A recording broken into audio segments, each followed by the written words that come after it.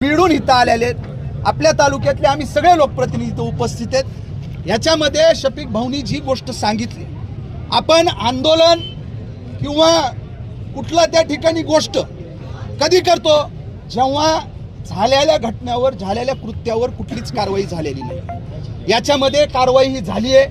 त्याच्यामध्ये तुम्हाला FIR ची कॉपी ती ऑनलाईन काढून त्यांनी इथं दाखवली आहे शफिक भाऊनी। त्याच्यामुळं कारवाई झाली आहे, त्यांना अटक केली गेलेली आहे। उद्या त्यांच्यामध्ये जर का कुठली प्रशासनाच्या वतीनं त्यांच्या बाबतीत कुठला हलगर्जीपणा झाला तर रोडवर